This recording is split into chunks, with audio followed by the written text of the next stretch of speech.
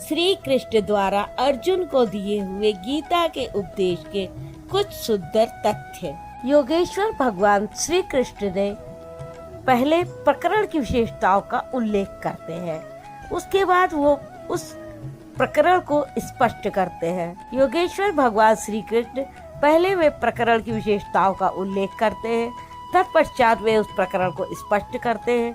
उदाहरण के लिए कर्म, उन्होंने दूसरे अध्याय में ही अर्जुन से कहा, अर्जुन कर्म करो। तीसरे अध्याय में उन्होंने इंगित किया कि निर्धारित कर्म करो। निर्धारित कर्म के बारे में बताया कि यज्ञ की प्रक्रिया ही कर्म है। फिर उन्होंने यज्ञ का स्वरूप न बताकर पहले बताया कि यज्ञ आया कहाँ से। चौथे अध्याय में 13-14 विधियों से यज्ञ का स्वरूप स्पष्ट किया, जिसको करना कर्म है, जिसका यहाँ कर्म स्पष्ट होता है, जिसका शुद्ध अर्थ है योग चिंतन आराधना, जो मन और इंद्रियों को क्रिया से संपन्न होता है। उन्होंने अध्याय 9 में दैवी और आसुरी संपत्ति का नाम लिया, उनकी विशेषताओं पर बल दिया। अर्जुन, आसुरी स्वभाव वाले मुझे तुच्छ कहकर पुकारते हैं, हूँ तो मैं भी मनुष्य शरीर के आधार वाला, क्योंकि मनुष्य शरीर में ही मुझे यह स्थिति मिली है। किंतु आसुरी स्वभाव वाले, मूढ़ स्वभाव वाले मुझे नहीं भजते, जबकि दैवी संपत्ति से युक्त भक्तजन अनन्य श्रद्धा से मुझे उपासते हैं। इन संपत्तियों का स्वरूप, उनका गठन अध्याय 16 में योगेश्वर श्री कृष्ण जी ने स्पष्ट, जिसमें प्रस्तुत है पहले दैवी संपत्ति के लक्षण। अब आता है 16वां अध्याय। 16वें अध्याय के श्लोक नंबर 1 में श्री कृष्ण जी ने कहा है, भय का सर्वथा अभाव, अंतःकरण की शुद्धता, तत्व ज्ञान के लिए ध्यान में दृढ़ स्थिति अथवा निरंतर लगन, सर्वस्व का समर्पण, इंद्रियों का भली प्रकार दमन, यज्ञ का आचरण। स्वयं श्री कृष्ण ने अध्याय 4 में बताया, संयमाग्नि में हवन, इंद्रियाग्नि में हवन, प्राण अपान में हवन और अंत में ज्ञानाग्नि में हवन, अर्थात आराधना की प्रक्रिया जो केवल मन और इंद्रियों की अंतःक्रिया से संपन्न होती है। तिल, जौ, वेदी इत्यादि सामग्रियों से होने वाले यज्ञ का इस गीतोक्त यज्ञ से कोई संबंध नहीं है। स्व अध्याय अर्थात स्वस्वरूप की ओर अग्रसर कराने वाला अध्ययन, तप अर्थात मन सहित इंद्रियों को इष्ट के अनुरूप ढालना, तथा आजर्वम शरीर और इंद्रियों सहित अंतःकरण की सरलता। श्लोक नंबर 2 में श्री कृष्ण जी ने कहा, अहिंसा अर्थात आत्मा का उद्धार, आत्मा को अधोगति में पहुंचाना ही हिंसा है। श्री कृष्ण कहते, यदि मैं सावधान होकर कर्म में न बरतूं तो इस संपूर्ण प्रजा का हनन करने वाला और वर्ण संकर का करता हूँ। आत्मा का शुद्ध वर्ण है परमात्मा, उसका प्रकृति में भटकता वर्ण संकर है। आत्मा की हिंसा है और आत्मा का उद्धार ही अहिंसा है। सत्य, सत्य का अर्थ यथार्थ और प्रिय भाषण नहीं है। वस्तुतः सत्य का स्वरूप योगेश्वर जी ने स्वयं बताया कि अर्जुन, सत्य वस्तु का तीनों कालों में कभी अभाव नहीं है।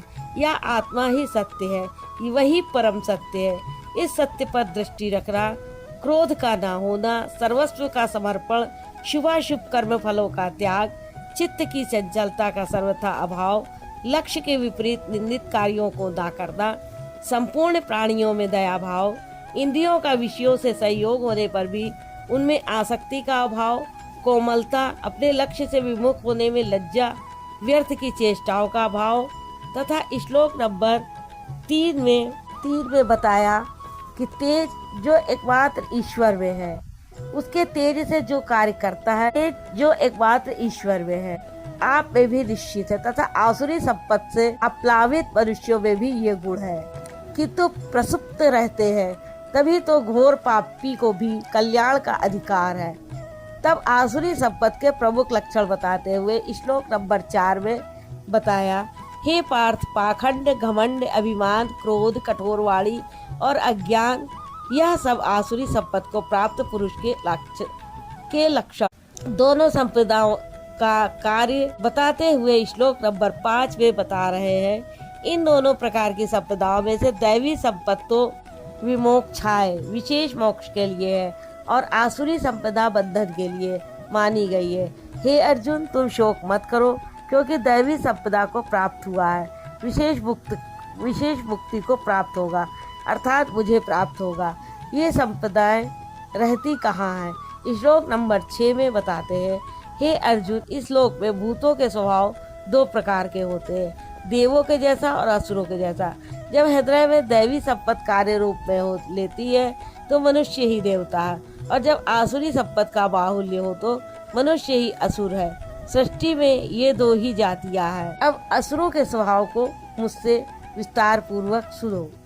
श्लोक नंबर 7 में यही बता रहे हैं, हे अर्जुन, असुर लोग कार्यम कर्म में प्रवृत्त होने और अकर्तव्य कर्म से निवृत्त होना भी नहीं जानते, इसलिए उनमें न शुद्धि रहती है, न आचरण और न सत्य ही रहता है। इन पुरुषों के विचार श्लोक नंबर 8 में बताते हुए श्री कृष्ण जी कहते हैं, वे आसुरी प्रकृति वाले मनुष्य कहते हैं कि जगत आश्रय रहित है, सर्वथा झूठा है और बिना ईश्वर के अपने आप स्त्री पुरुष के सहयोग से उत्पन्न हुआ, इसी के लिए केवल भोगों को भोगने के लिए है। इसके सिवाय श्लोक नंबर 10 में बता रहे हैं, श्लोक नंबर 9 में बता रहे हैं, इस मिथ्या दृष्टिकोण के अवलंबन से जिनका स्वभाव नष्ट हो चुका है, वे मंद बुद्धि, अपकारी, क्रूर कर्मी मनुष्य केवल जगत का नाश करने के लिए ही उत्पन्न होते हैं। श्लोक नंबर 10 में बता रहे हैं, वे मनुष्य दंभ, मान और मद से युक्त हुए किसी भी प्रकार पूर्ण न होने वाली कामनाओं का आश्रय लेकर अज्ञान से मिथ्या सिद्धांतों को ग्रहण करके अशुभ तथा भ्रष्ट व्रतों से युक्त हुए संसार में बरतते हैं। वे व्रत भी करते हैं किंतु भ्रष्ट है। श्लोक नंबर 11 में श्री कृष्ण जी ने कहा है, वे अंतिम श्वास तक अनंत चिंताओं को लिए रहते हैं और विषयों को भोगने में तत्पर से बस इतना ही आनंद है ऐसा मानते हैं। उनकी मान्यता रहती है कि जितना हो सके भोग संग्रह करो, इसके आगे कुछ नहीं है। श्लोक नंबर 12 में श्री कृष्ण जी ने कहा, आशा रूपी सैकड़ों फांसियों से बंधे हुए काम क्रोध के प्राण विषय भोगों की पूर्ति के लिए वे अन्याय पूर्वक धनादि बहुत से पदार्थों को संग्रह करने की चेष्टा करते हैं। अतः धन के लिए वे रात दिन असामाजिक कदम उठाया करते हैं। आगे श्लोक नंबर 13 में बता रहे हैं, वे सोचते हैं कि मैंने आज यह पाया है, इस मनोरथ को प्राप्त करूंगा, मेरे पास इतना धन है और फिर कभी इतना हो जाएगा। राधे राधे।